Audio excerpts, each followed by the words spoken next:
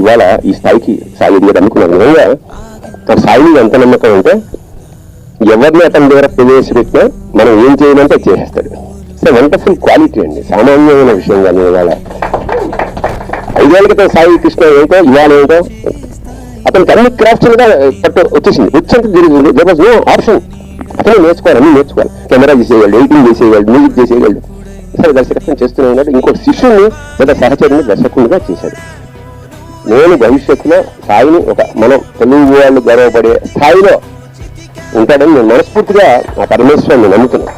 ఎందుకంటే తెలిసిపోతుంది ఆ తాపత్రయం, which is most important for the new generation.